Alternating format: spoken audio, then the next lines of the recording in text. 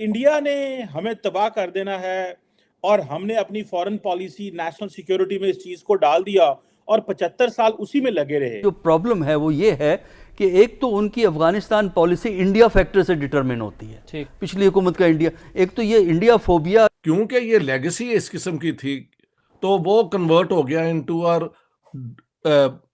Foreign policy doctrine कि India is out to destroy Pakistan. कि Washington में भारतीय लॉबी बहुत मजबूत है, भारतीय सफारतकारी बहुत मजबूत है, भारतीय बयानिया बहुत मजबूत है, हमारी कहानी नहीं सुनी जाती, हमारा बयानिया नहीं सुना जाता। वाकई समझते हैं कि हम डेड एंड पे पहुंच गए हैं? खुदा ना खास्ता पाकिस्तान कोलैप्स कर जाता है तो किस डायरेक्शन में जाएंगे यहाँ के लोग रेफ्यूज लेने के लिए? क्योंकि वो इंश्योर तो कहते पहले भी कहते थे हमारी ज़मीन इस्तेमाल नहीं होगी, लेकिन अब ज़मीन इस्तेमाल होना तो दूर की बात, अपनी बॉर्डर फोर्सेस उनकी अगर इस तरह से कर रही हैं तो। जितने देहात हैं, जितने शहर हैं, आपके पास आलू टमाटर प्याज पे अभी तक हम फंसे हुए हैं। इंडिया ने हमें तबाह कर देना है और हमने अपनी फॉरेन पॉलिसी नेशनल सिक्योरिटी में इस चीज को डाल दिया और 75 साल उसी में लगे रहे।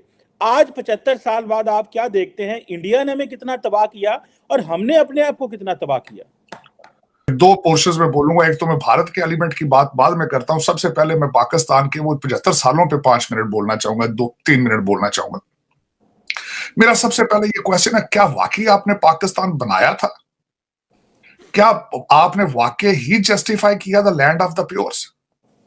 क्या आपने लोगों को धोखा नहीं दिया था कि आए आपको ला इलाहा इल्लल्लाह दें और आपने उनके साथ क्या ज्यादती की है? पहला मेरा ये क्वेश्चन ही है, और मेरा ये क्वेश्चन सारे पाकिस्तानियों से 25 करोड़ लोगों से है जो लगभग इस वक्त पाकिस्तान में रहते हैं। Are you satisfied with the promise which was made to you for the land of pures? क्या ट्रांसपेरेंसी इंटरनेशनल की जो अभी पिछले हफ्ते रिपोर्ट आई है कि आप करप्शन में किस तरीके से मुलव्वस हैं और आपकी पुलिस और आपकी अदालतों के हालात क्या हैं? क्या आपकी अदालतें 139 में से दुनिया में से 130 नंबर पर आ रही हैं? क्या यही मकसद है ला इलाहा इल्लल्लाह का मतलब ये है? पहला ये मेरा क्वेश्चन। दूसरा, आपने ज्यादती की अपने, मैं खासकर डॉक्टर साहब, मेरे मोहतरम डॉक्टर साहब ने 71 की भी बात की। 71 से ईस्ट पाकिस्तान का कंक्लूजन हुआ था 1971 में। आपने 60s में ही बातें करनी शुरू कर दी थी कि बंगालियों से जान छुड़ाओ, ये हमारे ऊपर एक बोझ है। अब उससे मैं आगे चलना चाहूंगा कि इंडिया के ऊपर जो ब्लेम किया गया है, आपको एक फिक्शन बताई गई है हमेशा, एक नेशनल सिक्योरिटी थ्रेट बनाकर सिर्फ पैसे बनाने के लिए। मैं सेकंड करूंगा डॉक्टर इश्तियाक साहब की बात का कि, और इसको सिर्फ मैं डॉक्टर इश्तियाक साहब की बात नहीं करूंगा, आज कोई भी देखने वाला अगर हमें चैलेंज करना चाहता है तो यूट्यूब पे जाए। असगर खान साहब, who was air marshal of the Pakistan air force, he said in his statement कि every war has been started by Pakistan. Right. हर जंग आपने शुरू की और हर जंग आपने हारी। This is not the we are talking about here. This is on YouTube.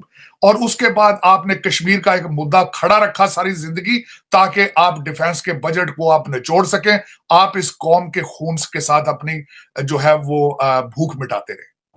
लेकिन आज जिस पोजीशन पर आप पहुंचे हैं, $6.7 billion versus 560 billion India foreign reserve, 8 to 9 billion Afghanistan foreign reserve. और मैं बात यह करूंगा कि आप इतने बेहिस और बेजमीर हो चुके हैं कि आज भी आपके हर चैनल के ऊपर हर एंकर परवेज लाई की बात कर रहा है कि किस तरह he can become a chief minister of Noon league.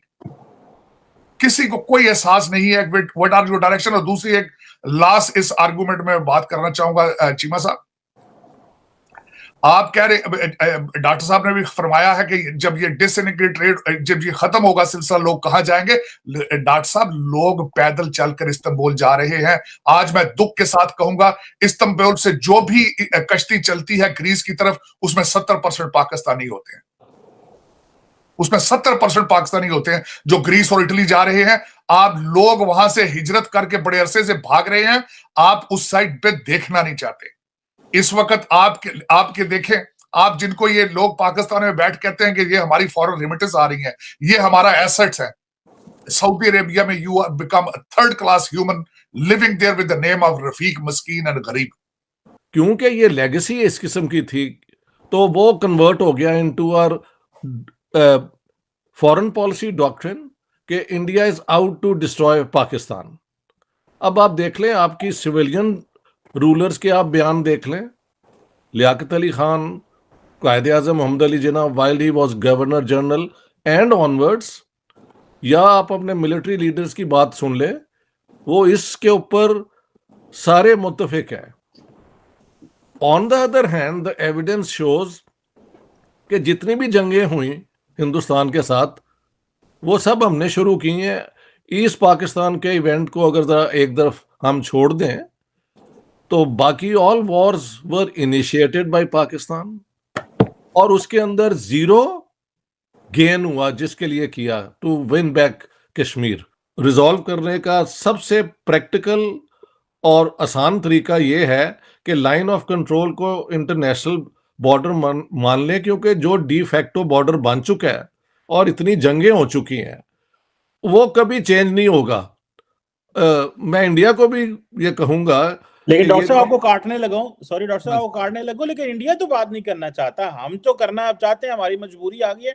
वो कह रहे हैं मुश्किल में पड़े हुए हैं, इकोनॉमिकली डिफॉल्ट हो रहे हैं, वैसे भी टेंशन में है, इधर से हम दबका मारते हैं, उधर से तालिबान ने आज हमारे 6 बंदे जो हैं वो बॉर्डर पे वैसे गोली कर लगा के मार दिए चमन बॉर्डर पे, तो वो तो समझते हैं मुश्किल में फंसे हैं, हमें इनसे बात करने की क्या जरूरत है? क्योंकि वो इंश्योर तो कहते पहले भी कहते थे हमारी जमीन इस्तेमाल नहीं होगी, लेकिन अब जमीन इस्तेमाल होना तो दूर की बात, अपनी बॉर्डर फोर्सेस उनकी अगर इस तरह से कर रही हैं तो भाई बॉर्डर अपना बंद करो और आपकी ताकत इज योर सिक्योरिटी। मैं तो कहते रहता हूँ इनके साथ, किसको नहीं पता है through out history the strength, your strength against the Afghan is your security.